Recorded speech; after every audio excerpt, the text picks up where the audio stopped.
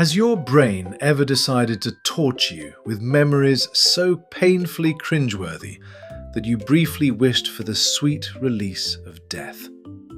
Perhaps it was that time you called your teacher Mum in front of the entire class.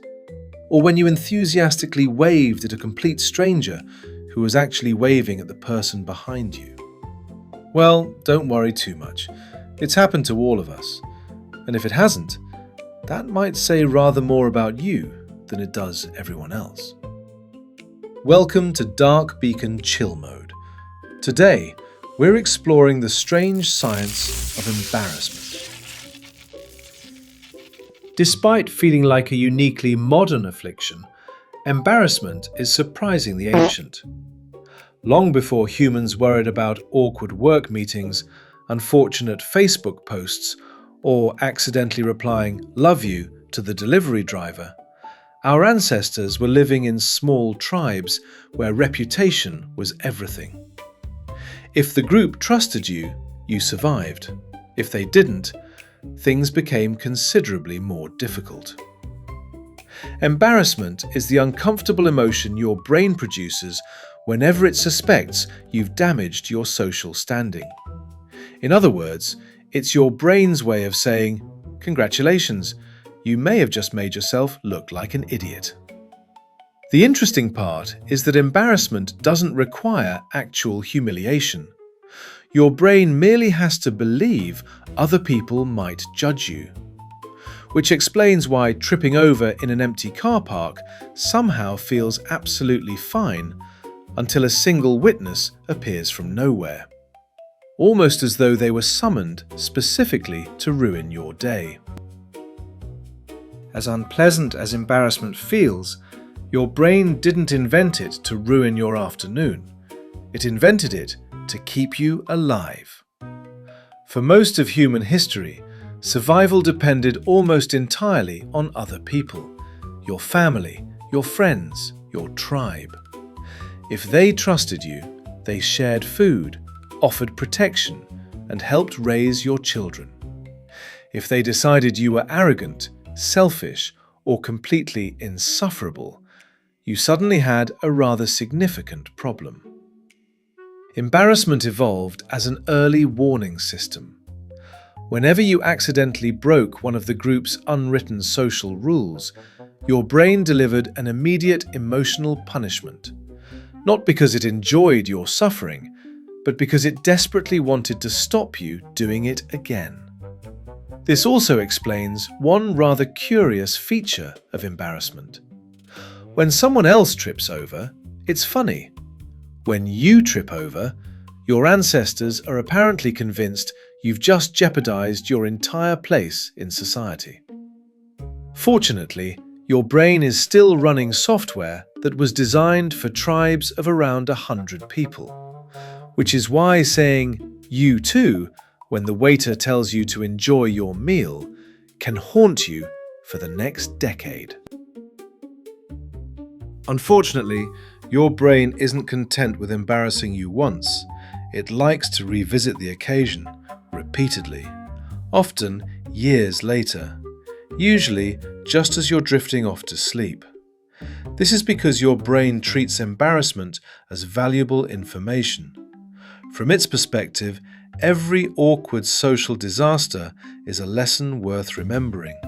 After all, if accidentally insulting the village chief nearly got you thrown out of the tribe, forgetting that experience would have been a fairly serious design flaw.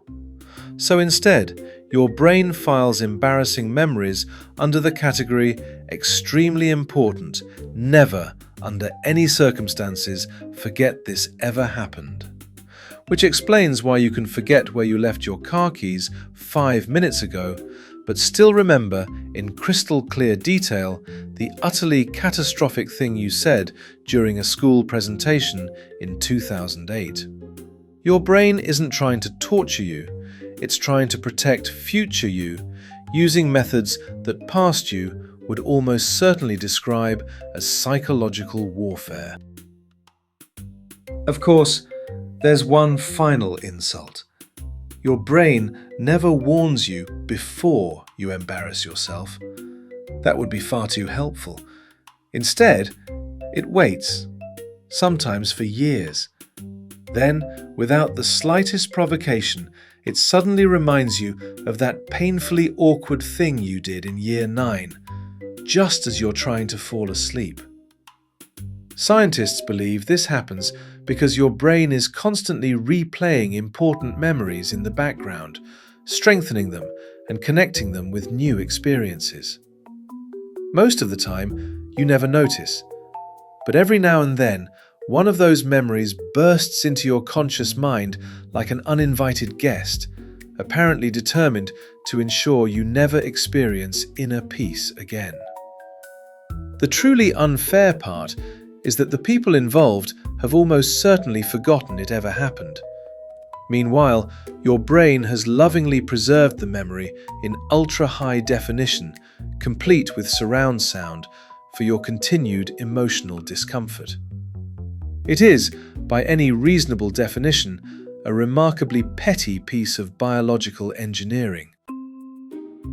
Can you stop feeling embarrassed? Sadly, not entirely. And, perhaps surprisingly, you probably wouldn't want to. People who rarely experience embarrassment also tend to care far less about what other people think of them. Now, that can sometimes be a useful quality. But taken too far, it also makes apologizing, learning from mistakes, and maintaining healthy relationships rather more difficult. In other words, embarrassment is the price we pay for being social creatures. The trick isn't eliminating it, it's recognizing that your brain is dramatically overestimating how much everyone else cares. Psychologists even have a name for this. It's called the spotlight effect. The uncomfortable feeling that everybody is watching you, judging you, and remembering every tiny mistake you make. In reality, most people are far too busy worrying about their own embarrassing moments to spend much time thinking about yours, which is reassuring, unless, of course, you're currently remembering one of yours, in which case, my apologies. So, the next time your brain decides to remind you of that spectacularly awkward thing you did 15 years ago, try not to be too hard on yourself.